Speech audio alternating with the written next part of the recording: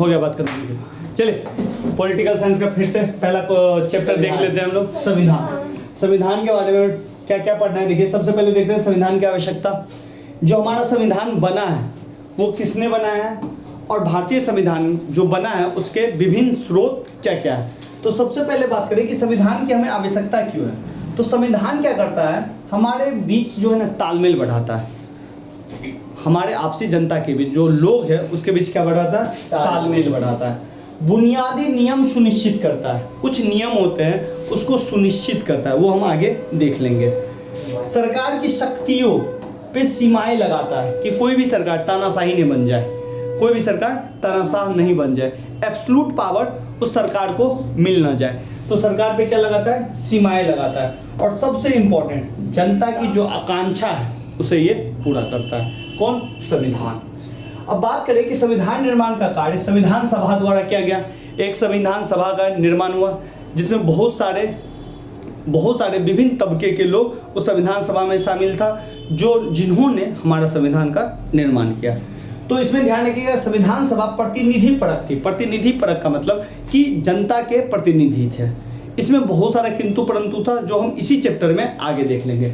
दूसरी ओर जब हमारा भारतीय संविधान बन रहा था तो उस समय दुनिया में बहुत सारे संविधान एग्जिस्ट कर रहे थे। जब हमारा इंडियन कॉन्स्टिट्यूशन का निर्माण हो रहा था तो बहुत सारे संविधान थे। इन संविधानों में से हमने क्या किया, उनसे रेफरेंस लिया कि अच्छा वहाँ पे किस तरह से संविधान काम कर रहा है, ये कानून किस तरह से काम कर रहा है, ये प्रोविजन किस तरह से काम कर रहा है, हमारे यहाँ पे किस तरह से चले हैं। तो उन प्रोविजनों में हमने ब्रिटिश संविधान से बहुत कुछ सीखा या उनसे बहुत कुछ लिया। और ब्रिटिश संविधान से इसलिए भी लिया क्योंकि हम जानते हैं कि भारत को गुलाम किसने किया था, ब्रिटिश ने ही अपना गुलाम बनाया हुआ था।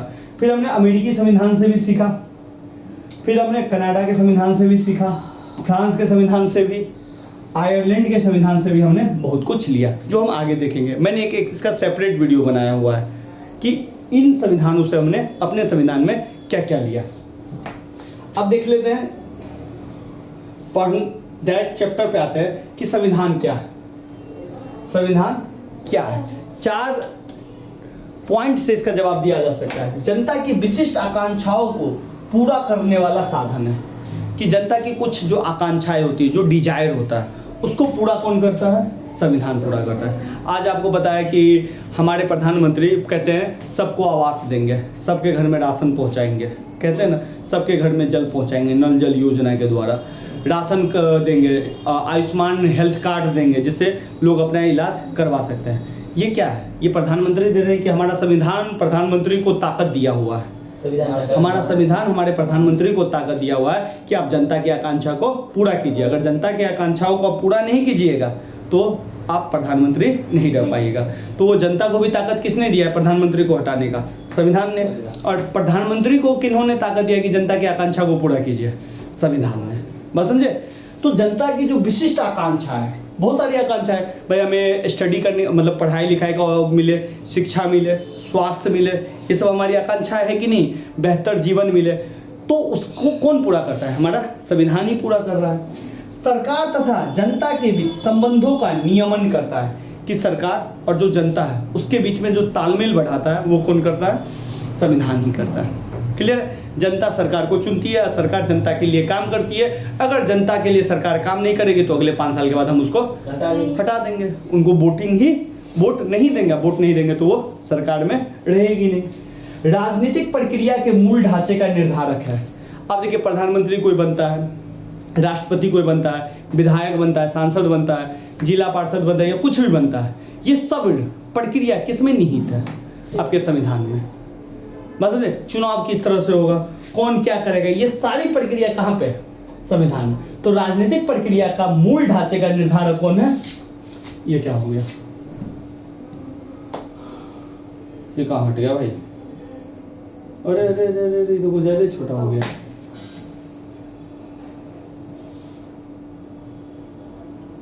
ये नीचे कैसे आ गया, अब काटना पड़ेगा वीडियो हमको।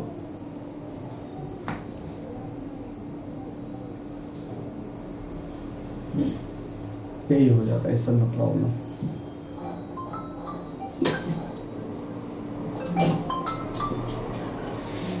हेलो, हम बाद में बात करते, थोड़ा क्लास में हमें ठीक है, करते हैं थोड़ा विस्तार से। आरआरबी का एएलपी कितना आ रहा है, आ गया है क्या? तो थोड़ा इसी के मैटर में बात करना था, हम करते हैं बात आपसे, थोड़ा क्लास को खत्म करते हैं, ठीक है। अब देखो बच्चा लोग, संविधान राजनीतिक प्रक्रिया के मूल ढांचे का निर्धारण करता है। और लास्ट, सरकार के 3 प्रमुख अंग, विधायिका, कार्यपालिका और न्यायपालिका की भी स्थापना कौन करता है? संविधान। देखिए सरकार में आप देखिएगा ना, ये 3 अंग हैं सरकार के, विधायिका, कार्यपालिका और न्यायपालिका। जो आगे वाले चैप्टर में हम इन सभी के बारे में विस्तार से देखेंगे। यहाँ पे अगर आपको देखना है, समझना है, तो एक एक लाइन में हम कहेंगे विधायिका जो कानून का निर्माण करती है, तो विधायिका में कौन कौन आ जाता है? आपका संसद और राज्य की विधानसभा या विधान परिषद। कार्यपालिका में ये कानून बनाती है, ये कानून को लागू करती है, समझे। और भी बहुत काम करती है कार्यपालिका, एक ही काम नहीं है। और न्यायपालिका न्याय करती है। और दूसरी बात ये है कि इस विधायिका और कुछ भी प्रॉब्लम होता है, संविधान का जो स्ट्रक्चर है उसको जो परिभाषित करता है वो कौन करता है? न्यायपालिका, समझे। तो इस चीज को थोड़ा सा ध्यान रखिएगा। अब बात करते हैं कि संविधान क्या है। ये तो आपने देख लिया कि संविधान क्या है, कि जनता की विशिष्ट आकांक्षा को पूरा करती है, सरकार और जनता के बीच में तालमेल और नियमन करती है, राजनीतिक प्रक्रिया को निर्धारित करती है, और चौथा, सरकार के 3 अंगों की स्थापना करती है, जिससे कोई भी देश आपका चलता है। अब बात ये उठता है कि भाई संविधान के बारे में तो हम जान गए कि संविधान करता क्या क्या है, संविधान की हमें आवश्यकता क्यों है? बहुत इंपॉर्टेंट डायरेक्ट क्वेश्चन आता है, संविधान की आवश्यकता क्यों है? हम सब जानते हैं कि मनुष्य एक सामाजिक प्राणी है। सामाजिक प्राणी का मतलब हम सब एक समाज में रहते हैं। मनुष्य एक सामाजिक प्राणी है और समाज में विभिन्न प्रकार के समुदाय है। ये जो समाज बनता है वो विभिन्न प्रकार के समुदायों से बनता है। आप जिस जगह पर रह रहे हैं, क्या डिफरेंट प्रकार के समुदाय नहीं है? बहुत तरह के लोग नहीं रहते हैं, तो विभिन्न प्रकार के समुदायों से बनता है। और इन समुदायों में तालमेल बैठाने के लिए संविधान जरूरी है। यहाँ पे आप बैठो, यहाँ पे मैं बैठा हूँ, आपको एक विश्वास है ना कि शंकर भाई हमको कुछ नहीं करेंगे, और हमको भी विश्वास है कि मेरे बच्चे हमको कुछ नहीं करेंगे। ये विश्वास किसने बनाया? संविधान। आपके पड़ोस में कहाँ है नहीं है हमको नहीं पता है, मेरे नीचे में कौन है नहीं है हमको नहीं पता, नीचे वाले फ्लोर में, ऊपर वाले फ्लोर में कौन है नहीं है हमको नहीं पता, लेकिन एक विश्वास के साथ तो रहते हैं। और ये विश्वास किसने बनाया? संविधान ने। तो मनुष्य एक सामाजिक प्राणी है और समाज जो है विभिन्न समुदायों से बनता है, और उन समुदायों के बीच में जो तालमेल है वो किससे है? संविधान से। संविधान जनता में आपसी विश्वास पैदा करने के लिए मूलभूत नियमों का समूह उपलब्ध करवाता है। हम पे आप पे विश्वास है और आपको हम पे विश्वास है, वो किसके कारण? संविधान। क्योंकि कुछ मान्यता है संविधान में कि नहीं, अगर कुछ गलत करेगा तो उसको सजा मिलेगा, ठीक है। या हम में भी अंतर वो है, एक डर है कि अगर मैं कुछ गलत करूंगा तो कानून मुझे सजा देगी ना, तो एक डर है। तो एक जो मान्यता है या जो नियमों का जो समूह है जिससे हमारे अंदर आपसी विश्वास पैदा हुआ है, चाहे वो डर का हो या किसी भी चीज का, जो भरोसा पैदा हुआ है वो किसने दिया? हमें, संविधान। तो संविधान क्यों आवश्यकता है ये तो जन्म है। संविधान यह भी तय करता है कि अंतिम निर्णय लेने की शक्ति किसके पास होगी, जो लास्ट डिसीजन है वो कौन लेगा, ये कौन तय कर, कौन बोलता है? संविधान बोलता है। जैसे प्रधानमंत्री, संसद, अंतिम निर्णय कौन लेता है? संसद ही लेता है। संसद में कौन बैठता है? हमारे चुने हुए प्रतिनिधि जिनको वोट करके करते हैं। ये अंतिम निर्णय संसद लेता है। ये किसने दिया है इसको? संविधान ने ही, कि अंतिम निर्णय लेगा या कोई भी कानून बनाएगा तो ये करेगा। पाकिस्तान के साथ युद्ध हो जाए, मान जाइए, मान लीजिए थोड़ा देर के लिए कि पाकिस्तान के साथ युद्ध हो गया, ये निर्णय कौन लेगा? एक आदमी ले लेगा? नहीं, संसद लेगा। या संविधान इसमें बताया गया है कि आपको कैसे है। तो प्रधानमंत्री मोदी या जो भी मंत्री को पावर मिल रहा है, या जो भी जिसको आज शक्तिशाली देख रहे हैं, जो पावरफुल है, उसको पावर कहाँ से मिल रहा है? संविधान से मिल रहा है। क्लियर है? तो ये चीज थोड़ा ध्यान रखिएगा। संविधान सरकार निर्माण के नियमों, उपनियमों तथा उसकी शक्तियों और सीमाओं को तय करता है। सरकार का निर्माण कैसे होगा, कैसे सरकार बनेगा, इसका जो नियम है, उस नियम के अंतर्गत भी छोटे छोटे उपनियम है, ये कहाँ लिखा गया है? संविधान में। सरकार को जो शक्ति मिली है, उस शक्ति के अलावा और भी उस पर सीमा लगा दिया गया है। सीमा का मतलब उस पर कुछ कंट्रोल लगाया गया है। वो किसने लगाया? संविधान ने लगाया। तो सरकार के पास अगर ज्यादा पावर दे देंगे, एब्सोल्यूट पावर दे देंगे, तो वो तानाशाह बन जाएगी, भ्रष्टाचार कर देगी। तो सब पे कौन अंकुश लगाया है? संविधान। न पूरा पावर दो और न पूरा पावर छीनो। पावर भी दो, कंट्रोल भी दो, समझे ना? पावर दीजिए बट कंट्रोल कीजिए। क्लियर है कि नहीं क्लियर है? तो ये ध्यान रखिएगा, ये किसने किया है? संविधान ने। अब देखिएगा, जैसे मैं एक एग्जाम्पल दे रहा हूँ, संसद है। संसद में आप जानते हैं जो सत्ता पक्ष है उसको पक्ष बोलते हैं, और जो सत्ता में नहीं है उसको विपक्ष बोलते हैं। पक्ष वाला यानी कि सत्ता पक्ष जो भी काम करता है तो विपक्ष उस पर उंगली उठाता है कि नहीं ये काम गलत है, मोदी सरकार ने ये गलत किया, मोदी सरकार ने ये गलत किया है, इसने ये गलत किया, ये चोर है, ये यहाँ पे भ्रष्टाचार हुआ। ये कौन बोलता है? विपक्ष बोलता है। विपक्ष को ये ताकत किसने दिया है? संविधान ने दिया। समझे कि नहीं? पक्ष को किसने ताकत दिया है ये काम करो? वो भी संविधान ने मिला है। तो वो जो शक्ति मिली करने का, और यहाँ पे कंट्रोल हुआ। बात समझे कि नहीं समझे? दूसरा बात, आपने सरकार के 3 अंग देखे, एक विधायिका देखा, एक कार्यपालिका देखा और एक न्यायपालिका देखा। विधायिका के हम कानून बनाएंगे, सबसे ऊपर हम है। कार्यपालिका के हम आपका कानून को लागू करते हैं, सबसे ऊपर हम है। न्यायपालिका चल बे तो मैं क्या घास चढ़ने आया हूँ? मैं हूँ सबसे ऊपर। सबको मैं संविधान को परिभाषित करता हूँ, उसको परिभाषित करता हूँ कि क्या उसमें क्या बोला गया है, इसका व्याख्या करता हूँ। मतलब परिभाषित नहीं, व्याख्या करता हूँ, इंटरप्रेट कर रहा हूँ, मैं सबसे बड़ा हूँ। तो तीनों कोई क्या है? एक दूसरे से स्वतंत्र है, और ये तीनों एक दूसरे को क्या करता है? कंट्रोल करता है कि तुम्हारी शक्ति बढ़ेगी नहीं बढ़नी चाहिए, न तुम्हारी न तुम्हारी। तो तीनों एक दूसरे को क्या करता है? कंट्रोल करता है कि शक्ति ज्यादा नहीं बढ़े। तो ये क्या हुआ? सीमा लगाना ही हुआ ना, कंट्रोल करना। तो ये ध्यान रखिएगा, एक न्यायपूर्ण समाज की स्थापना के लिए संविधान क्या होता है? जरूरी है। एक जस्टिस सोसाइटी के लिए, जहाँ पे जस्टिस हो, न्याय हो, उसके लिए संविधान होना एकदम ही जरूरी है। अब देखिए भैया, भारतीय संविधान सभा का निर्माण। अब हम आपको फिर से वो पिछला स्टोरी पे ले जाते हैं, वही छोटी मोटी स्टोरी जो बार बार आप सुन चुके हैं। भारत गुलाम था, ब्रिटिश सरकार, ब्रिटिश ने भारत को गुलाम बनाया था। फिर हमने एक लंबी लड़ाई लड़ी 1857 की क्रांति से, 1857 की क्रांति से लड़ाई लड़ी। फिर बहुत सारे आंदोलन हुए, गांधी जी आए, फिर बहुत सारे आंदोलन हुए, जिसमें से 3 बड़े बड़े आंदोलन आपको थोड़ा सा पढ़ना होता है। असहयोग आंदोलन, फिर सविनय अवज्ञा आंदोलन, और लास्ट में भारत छोड़ो आंदोलन। बहुत सारा एक्टिविटी हुआ, बहुत सारे स्वतंत्रता सेनानियों ने बलिदान दिया, और फिर बाद में क्या हुआ कि भारत अब आज़ाद हुआ। उसी क्रम में क्या हुआ, 2 वर्ल्ड वॉर भी हुए। तो 1945 में क्या हुआ, 1939 से 1945 के बीच वर्ल्ड वॉर 2 खत्म हुआ। और वर्ल्ड वॉर खत्म जो हुआ, तो वर्ल्ड वॉर 2 में ब्रिटिश जीत गया, ब्रिटेन क्या हो गया? जीत गया। लेकिन अब उसकी शक्ति उतनी नहीं रही। 1945 के चुनाव में इंग्लैंड में एक नई सरकार बनी, लेबर पार्टी की सरकार। एक नई सरकार बनी, उस पार्टी का नाम क्या था? Labour party. तब क्या हुआ, लेबर पार्टी ने कहा कि भारत में संविधान सभा बनेगा, संविधान सभा बनेगा। संविधान सभा का बना, एक मीटिंग होगा, एक समुदाय बैठेंगे, एक लोगों का जनसंख्या बैठेगा, मतलब लोगों की संख्या बैठेगी जो संविधान को बनाएगी। और जिन्होंने संविधान बनाया, जिन लोगों ने, उसी को क्या बोला गया? संविधान सभा। ठीक है। और उस समय के जो वायसराय थे भारत के, उसका नाम था लॉर्ड वेवल। इन्होंने इसकी पुष्टि की कि ये होगा।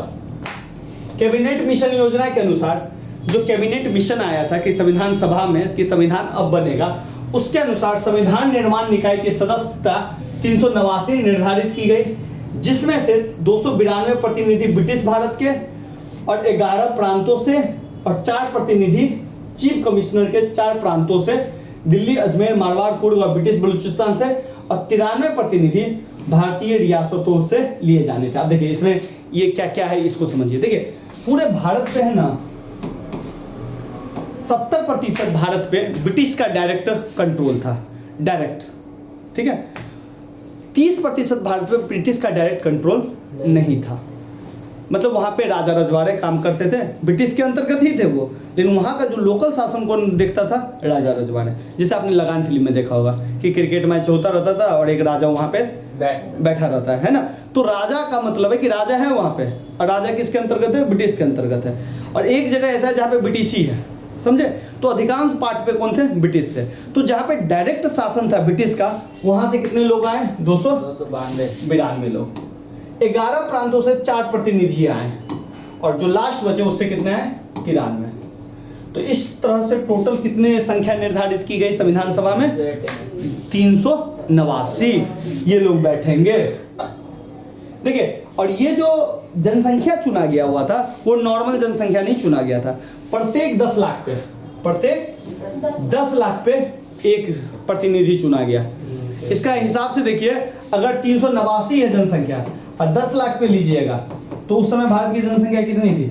लमसम 38 करोड़, यानी मान लेते हैं राउंड फिगर में 40 करोड़। बात समझे कि नहीं समझे? कोई दिक्कत नहीं। अभी भी भारत में जो लोकसभा सीट है वो 10 लाख पे एक है, लेकिन आप जानते हैं 10 लाख पे एक होता तो अभी भारत में लोकसभा सीट कम से कम 1400 होता। 1400 होता कि नहीं, क्योंकि भारत की जनसंख्या भी 140 करोड़ है। अगर 10 लाख के हिसाब से बांटेंगे तो कितना होगा? 1400 होगा कि नहीं होगा? लेकिन हमारे पास लोकसभा सीट कितनी है? 545। क्लियर है? अच्छा, प्रत्येक प्रांत की सीटें जो थी उसको 3 प्रमुख समुदायों में बांटा गया, मुसलमान, सिख और समाज में उनकी जनसंख्या के अनुपात में बांट दिया गया। ठीक है।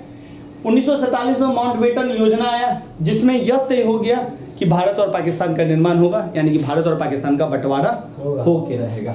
और बंटवारा जैसे हुआ तो मुस्लिम लीग के जो सदस्य थे वो पाकिस्तान की ओर चले गए, तो भारत का जो शेष भारत बचा उसमें टोटल सदस्य कितने रह गए? 299 रह गए। अब यह संविधान सभा का गठन हुआ, इसके बारे में देख लीजिए। 9 दिसंबर 1946 को संविधान सभा का गठन हुआ और टोटल 2 साल 11 महीने 18 दिन लगे संविधान को बनाने में, समझे? और 26 नवंबर 1946 को हमारा संविधान बनके तैयार हुआ और 26 जनवरी 1950 को हमारा संविधान लागू हो गया। 26 जनवरी को जो लागू किए उस दिन हम गणतंत्र दिवस मनाते हैं, और 26 नवंबर को जिस दिन हमारा संविधान बना उस दिन को हम संविधान दिवस के रूप में जानते हैं। क्लियर है? कोई दिक्कत इसमें नहीं ना?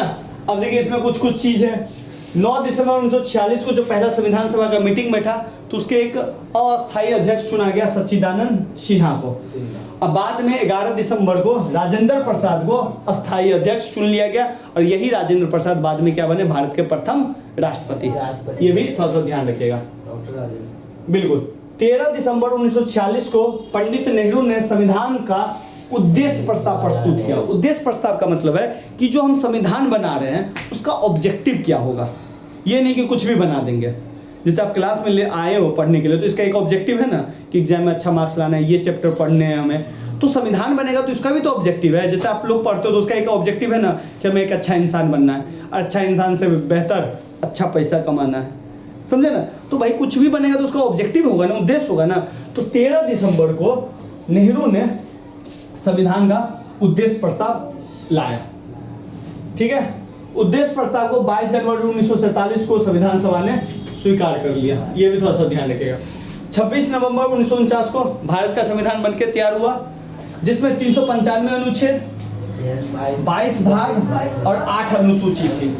वर्तमान में जो ये अनुसूची है 8 से बढ़ के कितनी हो गई? 12। अनुच्छेद 395 ही है, लेकिन उसमें कुछ संशोधन करके ए बी सी डी सब डाल दिया गया। क्लियर है? संविधान को बनाने में 2 साल 11 महीने 18 दिन का समय लगा, और टोटल जो मीटिंग हुआ वो 166 बैठकें हुई। क्लियर है? और भारत का संविधान 26 जनवरी 1950 को लागू कर दिया गया। क्लियर है? अब देखते हैं संविधान सभा जिन्होंने हमारा संविधान बनाया, इतना प्यारा सा संविधान बनाया, इनका स्वरूप कैसा था, प्रकृति कैसी थी? तो सबसे पहले प्रत्यक्ष निर्वाचन था। 10 लाख लोगों पे एक निर्वाचन हुआ। दूसरा बात प्रतिनिधि परक था। बहुत सारे प्रतिनिधि थे, ऐसा नहीं था कि हवा में आ गया, मतलब जनता के प्रतिनिधि थे। और ये जो प्रतिनिधि थे सभी समुदायों से थे, हिंदू से भी थे, मुसलमान से भी थे, सिख के भी थे, पारसी के भी थे, कुछ ईसाई भी थे, तो सभी समुदायों से थे। विचार और विमर्श और सहमति पूर्वक निर्णयों पे संविधान जो बना तो बहुत डिस्कशन हुआ, हर एक क्लॉज पे हर एक जगह डिस्कशन हुआ। तो सबका विचार और विमर्श लिया गया कि संविधान में ये चीज़ डलना चाहिए या नहीं डलना चाहिए। बहस हुआ और सहमति लिया गया, और जिस चीज़ पे सहमति नहीं बनता था वहाँ पे वोटिंग होता था। जैसे मान लीजिए कि 7 आदमी है, ठीक है, एक सभा में, यहाँ पे कोई चीज़ के बारे में हो गया कि नहीं ये चीज़ होना चाहिए, कुछ लोग कर रहे हैं ये चीज़ नहीं होना चाहिए, तो यहाँ पे वोटिंग होता था। अगर 4 आदमी कह दिया ये चीज़ होना चाहिए तो ये चीज़ आ जाता था। अगर 4 आदमी कह दिया कि नहीं होगा तो नहीं होगा, अगर सब कह दिया नहीं तो नहीं होगा। बात समझे कि नहीं? तो जहाँ पे फैसला नहीं हो पाता था वहाँ पे वोटिंग का भी फैसला लिया जाता था, वोटिंग करके भी डिसीजन ले लिया जाता था। अच्छा, भारतीय संविधान के स्रोत, तो भैया देखिए भारतीय संविधान के जो स्रोत है वो 1935 में ब्रिटिश सरकार ने एक एक्ट पारित किया था जिसको बोला जाता है भारत सरकार अधिनियम 1935। जो संविधान देख रहे हैं उसमें 75% जो पार्ट है वहीं से आया है। क्लियर है? 75% पार्ट वहीं से आया। फिर क्या हुआ? 1928 में मोतीलाल नेहरू की कमेटी थी, वहां से मूल अधिकार आया, फंडामेंटल राइट्स आया, इसमें ये डाला गया। और कुछ अन्य देशों से भी संविधान में लिया गया, जैसे ब्रिटिश संविधान से लिया गया, सर्वाधिक मत के आधार पर जो चुनाव में जीतेगा वो जीत जाएगा, मतलब जो जिसको सबसे ज्यादा वोट मिल गया वो जीत जाएगा, ठीक है ना। सरकार का संसदीय रूप जानते हैं, भारतीय सरकार में संसद के दो सदन है, एक को राज्यसभा बोला जाता है और एक को लोकसभा। ये भी हमने कहां से लिया है? ब्रिटिश से लिया है। कानून के शासन का विचार, भैया आदमी का शासन नहीं होगा, किसका शासन होगा? कानून का शासन होगा, समझे? जो भी, और कानून सब पे एक जैसा रहेगा, ठीक है। विधायिका में अध्यक्ष का पद और उसकी कानून निर्माण की विधि।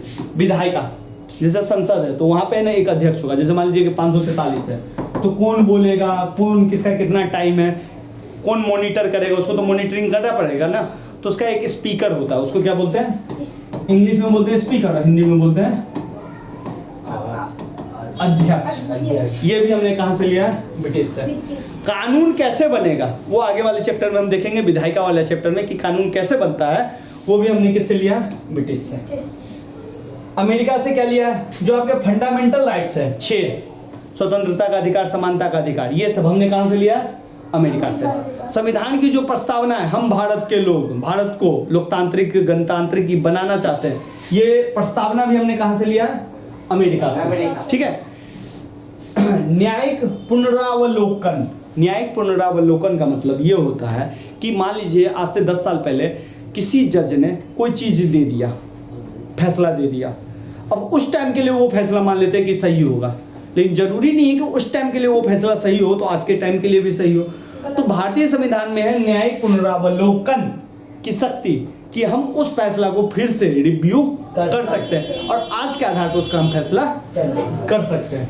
तो इसकी शक्ति दी गई। और न्यायपालिका की स्वतंत्रता और उपराष्ट्रपति का पद, ये सब हमने कहां से लिया? अमेरिका से। उपराष्ट्रपति कार्यपालिका में हम पढ़ेंगे, ठीक है। आयरलैंड के संविधान से राज्य के नीति निर्देशक तत्व और राज्यसभा में जो मनोनीत सदस्य का प्रावधान हमने कहां से लिया? आयरलैंड से। फ्रांस के संविधान से स्वतंत्रता, समानता और बंधुत्व।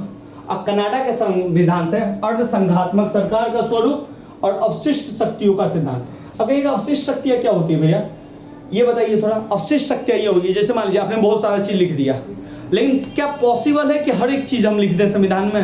नहीं, हर चीज को तो हम क्लियर नहीं कर पाएंगे। अब टाइम के बाद क्या होगा, कुछ नई नई चीजें भी आएगी। जैसे पहले कंप्यूटर नहीं था, अब कंप्यूटर है, क्या संविधान में हम 50 साल पहले लिख सकते थे ये बात? नहीं लिख सकते। तो जो शक्ति हम नहीं लिख पाए और इसके अलावा कोई शक्ति है, वो सारी शक्तियां को बोलते हैं अवशिष्ट शक्ति। और ये सारी अवशिष्ट शक्तियां किसके पास जाती है? केंद्र के पास। इसीलिए देखिए, हमने फ्रांस के संविधान से लिया, कनाडा के संविधान से लिया, ब्रिटिश के संविधान से लिया। इसीलिए भारतीय संविधान को कौन सा? उधार का थैला भी कहा जाता है। भाई हमारा है क्या, हमने तो उधार लिया, इसीलिए कहा जाता है। क्लियर है? कोई दिक्कत इसमें? और दूसरी तरफ उधार का थैला भी कहते हैं। तो भाई गलत आदमी अगर गलत नजर से देखेगा तो अपने संविधान में कहा कुछ लिया, सारा तो उधार कर मांगा है। और कुछ आदमी क्या देखेगा, अरे नहीं, इस गार्डन से हमने ये फूल लिया, उस गार्डन से हमने ये फूल लिया, उस गार्डन से ये फूल लिया, और फिर हमने एक बुके बनाया। बात समझे?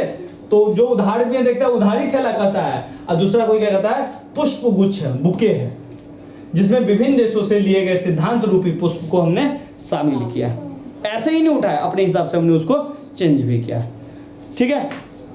का राजनीतिक दर्शन, फिलॉसफी क्या है संविधान का? तो देखिए, भारत के संविधान का जो फिलॉसफी है वो सिंपल है। इसका जो फंडामेंटल आधार है, जो बुनियादी आधार है, बेसिक आधार है, वही है। और भारतीय संविधान का जो बेसिक अधिकार है वो है अधिकार। बेसिक अवधारणा जो है उसको वो है क्या है? अधिकार है। और ये आप जानते हैं कि भारतीय संविधान में 6 तरह के अधिकारों का वर्णन है। पहले 7 तरह के थे, अब कितने तरह के हैं? 6 अधिकार। नागरिकता, लोकतंत्र, इसकी बुनियादी अवधारणा है, बेसिक कॉन्सेप्ट है। और बेसिक कॉन्सेप्ट को ही यहाँ पे संविधान का दर्शन बोला गया है। संविधान में निहित आदर्श है, जैसे कुछ आदर्श है, जैसे हम सब क्या है? समान है, हम सब क्या है? स्वतंत्र है। ये संविधान के दर्शन है।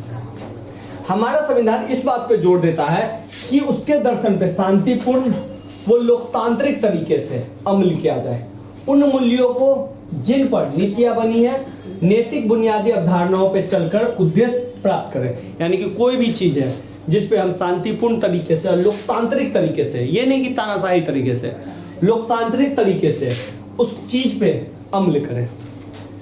अब संविधान का मुख्य सार, संविधान की प्रस्तावना हमारे संविधान की आत्मा है, इसके बारे में भारतीय संविधान की विशेषता अर्थात उपलब्धियां, ये क्या क्या है उसके बारे में बात कर रहा है। अब देखिए इसको थोड़ा सा देखिएगा। तो भारतीय संविधान की विशेषता की बात करें तो प्रत्येक पॉइंट से देखते हैं, ये सबसे ज्यादा बड़ा है और लिखित संविधान है, लिखा गया है और सबसे बड़ा संविधान है। दूसरा देखिएगा कठोर भी है और लचीलापन भी है, यानी कि किसी संशोधन करने के लिए कठोर भी है और संशोधन आराम से भी कर सकते हैं और बहुत सारा तरीका भी है, जो हम आगे इसी चैप्टर में थोड़ा सा हिंट देखेंगे। सरकार का जो स्वरूप है संघात्मक है। संघात्मक स्वरूप का मतलब है कि ऊपर में केंद्र सरकार है और फिर क्या है राज्य सरकार भी है। अच्छा ये ध्यान रखिएगा कि इसका मतलब ये नहीं कि ये इसके कंट्रोल में है, दोनों है, तो इसी को संघात्मक कहते हैं, दोनों पैरेलल चलता है, कोई किसी के नीचे नहीं है। मौलिक अधिकार दिया गया है, ये भी तो एक फंडामेंटल राइट है, सॉरी भारतीय संविधान की विशेषता है, जिसमें आपको समानता का अधिकार दिया गया है, स्वतंत्रता का दिया है, शोषण के विरुद्ध अधिकार दिया है, धार्मिक स्वतंत्रता का अधिकार दिया है, अल्पसंख्यक का अधिकार है और क्या है संवैधानिक उपचार का अधिकार है। ये 6 अधिकार आपको फंडामेंटल राइट्स 12 से 35 में दिए गए। फिर आपके कुछ मौलिक कर्तव्य भी है, ये भी इसकी विशेषता है। राज्य के नीति निर्देशक तत्व है, ये भी इसकी विशेषता है। हमारे यहाँ स्वतंत्र और निष्पक्ष न्यायपालिका है, पक्षपात किसी के साथ नहीं करती है। एकहरी नागरिकता है, यानी कि हमारे देश में एकल नागरिकता है। अमेरिका जैसे देश में आप देखिएगा दोहरी नागरिकता है। दोहरी नागरिकता का मतलब कि देश का भी नागरिक है और राज्य का भी। लेकिन हम दिल्ली के नागरिक है तो दिल्ली का अलग नागरिकता लेना पड़ता है हमें? नहीं, तो एक ही नागरिकता है यहाँ पे। संसदीय शासन प्रणाली, यानी कि शासन जो होता है संसद के माध्यम से होता है, संसद में प्रतिनिधि चुने जाते हैं। सामाजिक न्याय की बात करते हैं हम, सोशल जस्टिस की बात करते हैं, राष्ट्रीय एकता है। हमारा संविधान किसी भी धर्म को नहीं मानता है। अल्पसंख्यकों के अधिकार का हम सम्मान करते हैं और मूल ढांचा संशोधनों के बाद भी बरकरार है। अब कहिएगा भैया मूल ढांचा क्या होता है, तो अभी बताया नहीं गया है कि मूल ढांचा क्या होता है, इसको बेसिक स्ट्रक्चर बोला जाता है। तो ये सब है। अब आते हैं आगे, संविधान की कुछ विशेषताओं का वर्णन किया गया है। जैसे स्वतंत्रता है हमारे संविधान की विशेषता, हम सब स्वतंत्र है। सामाजिक न्याय, सोशल जस्टिस, जिसमें हम बहुत सारे लोगों को फ्री में चावल देते हैं, गेहूं देते हैं, कम रेट पे गैस सिलेंडर मुहैया करवाते हैं, ये सब है ना सोशल जस्टिस के लिए। अल्पसंख्यकों के अधिकारों का हम सम्मान करते हैं, धर्मनिरपेक्षता, सार्वभौमिक वयस्क मताधिकार है। सार्वभौमिक वयस्क मताधिकार समझते हैं ना, 18 साल से प्लस के जो भी पुरुष या महिला है या जो भी थर्ड जेंडर है उन सबको वोटिंग देने का अधिकार है। संघवाद है, संघवाद वही राज्य सरकार और केंद्र सरकार। कुछ उपलब्धि के बारे में वर्णन किया गया है, ये प्रक्रियागत है। संविधान, अच्छा कुछ संविधान की आलोचना भी है कि संविधान बहुत लंबा है। आपने देखा जब संविधान बना था उस समय 395 आर्टिकल थे, 22 भाग था और 8 अनुसूची है। आज ये 448 अनुच्छेद हो चुका है, 22 भाग है, अब 12 को क्या हो गया अनुसूची हो गया। ठीक है, तो इसकी आलोचना है कि बहुत बड़ा संविधान है, बल्कि संविधान है। दूसरा बात है कि संविधान में बहुत सारा चीज जो है वेस्टर्न कंट्री से लिया गया, पश्चिम के देशों से, तो हमारे लिए नहीं है। और संविधान के निर्माण में सभी समूहों के प्रतिनिधि उपस्थित नहीं थे। तो ये इसके कुछ आलोचना है या ड्रॉबैक है। संविधान में दिखने वाली मुख्य सीमाएं, राष्ट्रीय एकता की धारणा बहुत केंद्रीकृत है। सामाजिक आर्थिक अधिकार नीति निर्देशक तत्वों में डाले गए हैं, जबकि ये मौलिक अधिकारों में सम्मिलित किए जाने चाहिए। देखिए मौलिक अधिकारों में ना वो बातें रखी गई है जहाँ पे लोगों को उतना फायदा नहीं है। ठीक है, लोगों को स्वतंत्रता चाहिए, समानता चाहिए या पेट में अन्न चाहिए, पेट में अन्न चाहिए। तो मौलिक अधिकार जिसके लिए आप कोर्ट में जा सकते हैं, उसमें क्या समानता के लिए आपका पेट भर जाएगा? नहीं। स्वतंत्रता से आपका पेट भर जाएगा? नहीं। तो ये सब बातें नहीं डाली गई। ये सब बातें जो लोक कल्याण की बातें, सामाजिक कल्याण की बातें हैं, वो सब किस में डाली गई है? डीपीएसपी में, नीति निर्देशक तत्व में डाली गई। तो ये भी एक सीमा है कि जो चीज भारत जैसे गरीब देश में फंडामेंटल राइट्स में होना चाहिए, वो चीज किस में है? डीपीएसपी में। और डीपीएसपी में जो चीज वर्णित है उसके लिए आप कोर्ट में नहीं जा सकते हैं, लेकिन फंडामेंटल राइट्स में जो चीज वर्णित है उसके लिए आप कोर्ट में जा सकते हैं। लैंगिक न्याय से जुड़े कुछ मुद्दे जैसे पारिवारिक या संपत्ति में, ये मामले भी मौलिक अधिकार में सम्मिलित नहीं किए। लैंगिक मामले में होता है पुरुष और महिला का जो मामला है, तो अधिकांश पुरुष जो है महिला पे दबिश बढ़ाता है। तो आप देखते हैं कि पहले, अब हालात सुधरा है अभी भी, लेकिन आप देखते हैं महिलाओं को पढ़ाया और लिखाया नहीं जाता है। पुरुष और महिलाओं को उस एक ही काम के बदले अलग अलग सैलरी दी जाती है। तो ये सब बात है। अच्छा, 26 नवंबर को लागू हुआ और 26 जनवरी 1950 को लागू कर दिया गया। 26 नवंबर 1949 को ये बन के तैयार हुआ। अब देखिए, संविधान एक जीवंत दस्तावेज है। क्यों है? यहाँ पे हम परिस्थितियों के अनुसार परिवर्तन कर लेते हैं।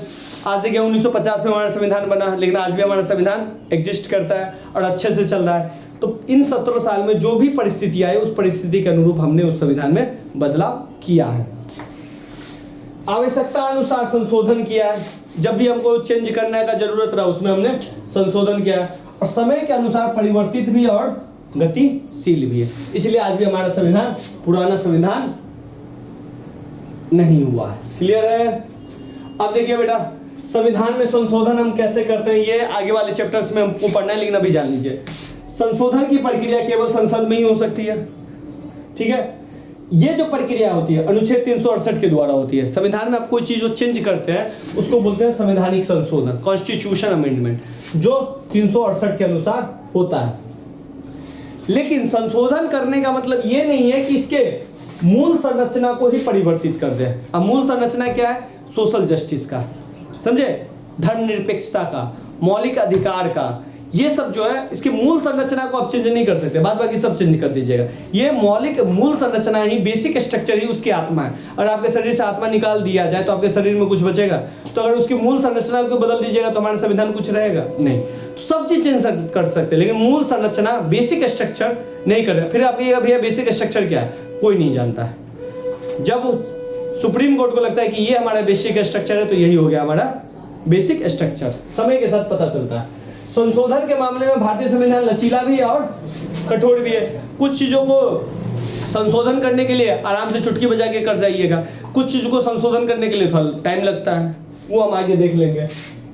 अभी तक 1950 से लगभग 105 संशोधन किए जा चुके हैं और 124 संविधान संशोधन विधेयक पारित किए जा चुके हैं। अब कहिए भाई 105 124 का मतलब क्या है? देखिए 124 बार संविधान संशोधन का विधेयक पेश किया गया, जिसमें सिर्फ 105 बार ही पास हुआ। तो जो 105 बार पास हो गया वो संविधान में संशोधन हो गया, और जो 125 बार भेजा गया तो उसमें 105 पास हो गया और कुछ जो है पास नहीं हुआ। अभी हाल ही में 10% आरक्षण दिया गया ईडब्ल्यूएस को, इसके बारे में। अच्छा, संविधान संशोधन विधेयक के मामले में राष्ट्रपति को पुनर्विचार के लिए भेजने का अधिकार नहीं है। राष्ट्रपति, अगर नॉर्मल कोई कानून बनता है तो आप जानते हैं संसद का दोनों सदन इस पे सिग्नेचर करेगा, मतलब दोनों सदन सिग्नेचर नहीं करेगा, संसद का दोनों सदन उसको पास करेगा। लोकसभा में पहले पास हुआ तो फिर किस में जाएगा? राज्यसभा में। अगर पहले राज्यसभा में पास हुआ तो किस में जाएगा? लोकसभा में। और फिर वो किसके पास जाएगा? राष्ट्रपति के पास। संसद ही पास हुआ ना, राष्ट्रपति उस पर सिग्नेचर करेगा तो वो कानून बन जाएगा। लेकिन संवैधानिक संशोधन के मामला में ऐसा नहीं है। संवैधानिक संशोधन के मामला में राष्ट्रपति पुनर्विचार के लिए नहीं कह सकता है कि आप फिर से उसको देख लीजिए। संसद ने अगर एक बार पास कर दिया तो राष्ट्रपति उसको रोक नहीं सकता। अब देखिए संविधान में संशोधन करने के तरीके क्या है। एक तो सिंपल है, सामान्य बहुमत के आधार पर, यानी कि आप जानते हैं 543 सीट है, अगर 272 लोगों ने कह दिया हाँ भैया संशोधन होना चाहिए तो हो गया आराम से। तो ये जो संशोधन है, नया राज्य के निर्माण के लिए इस तरह का संशोधन हम कर सकते हैं। राज्यों की सीमाओं में परिवर्तन करने के लिए आसानी से कर सकते हैं। राज्यों में उच्च सदन, विधान परिषद जैसे देखिए संसद में क्या होता है, राज्यसभा लोकसभा होता है ना, उसी तरह राज्य की विधानमंडल में भी दो चीज होता है, एक को कहा जाता है विधानसभा और एक को बोला जाता है विधान परिषद। तो विधान परिषद को आप बना भी सकते हैं और खत्म भी कर सकते हैं। नागरिकता की प्राप्ति और समाप्ति के लिए सिंपल है, और सर्वोच्च न्यायालय का क्षेत्राधिकार बढ़ाना भी ये सिंपल है। कुछ होता है कि लोकसभा और राज्यसभा में अलग अलग आधार पे बहुमत है, और सबसे आगे होता है विशेष बहुमत और आधे राज्यों का समर्थन, यानी कि ये सबसे कठोर है, ये सबसे आसान है और ये सबसे कठोर है। यानी कि विशेष बहुमत का मतलब है 2/3 बहुमत होना चाहिए और आधा राज्य कम से कम ये कहे कि हाँ ये संशोधन होना चाहिए, तब जाके होगा। क्लियर है? तो इस सब चीजों में ये हार्ड वाला में आता है, इसको मैं डिटेल से बाद में पढ़ाऊंगा। संविधान में इतने संशोधन क्यों हुए? देखिए भारतीय संविधान में इतने संशोधन ये इसलिए भी हुए कि हमारा जो देश का संविधान बना वो उस टाइम में बना जब सेकेंड वर्ल्ड वॉर खत्म हुआ, हम ब्रिटिश से आज़ाद हुए। तो उस टाइम में जो हमको समझ में आया, हमको आज़ादी भी लेनी थी, हमने आज़ादी ले ली, संविधान हमारा तैयार हो गया। लेकिन इसके बाद जैसे जैसे समय बदला वैसे वैसे हमारे देश में जो चीज़ बदला हुआ है उसके अनुरूप हमने अपने संविधान में भी बहुत सारे चेंजिंग किए। इन 70 साल में हम अभी तक 105 संशोधन से ज़्यादा कर चुके हैं। देखिए बेटा, संशोधनों को हम 3 श्रेणियों में विभाजित कर सकते हैं। एक तो प्रशासनिक संशोधन है कि प्रशासन बेहतर कैसे हो, ठीक है। दूसरा है संविधान की व्याख्या कि संविधान क्या कहना चाहता है, और राजनीतिक आम सहमति से उत्पन्न संशोधन। कुछ विवादास्पद संशोधन भी है जो है 38वां, 39वां और 42वां, जो थोड़ा सा विवाद में फंस गया था। अब देखिए संविधान की मूल संरचना का सिद्धांत, एक केस हुआ केशवानंद भारती केस 1973 में, जहां पे पहली बार आया मूल संरचना जिसको बोला गया बेसिक स्ट्रक्चर। तो बेसिक स्ट्रक्चर में संशोधन करने की शक्ति की सीमा पे निर्धारण किया गया। विभिन्न भागों में संशोधन की अनुमति देता है, लेकिन एक सीमा के अंदर, और मूल स्ट्रक्चर को आप संशोधित नहीं कर सकते हैं। एक जीवन दस्तावेज है क्योंकि उसमें आप परिवर्तन कर सकते हो, जो चीज पुराना पड़ गया उसको हटा सकते हो, जो चीज नया है उसमें डाल सकते हैं। तो गतिशील है और इसमें बहुत सारा संशोधन हुआ है, तो इस चीज के बारे में यही चीज लिखा है। तो ये चैप्टर तो लमसम खत्म हो गया, देख लीजिएगा। और सपोर्ट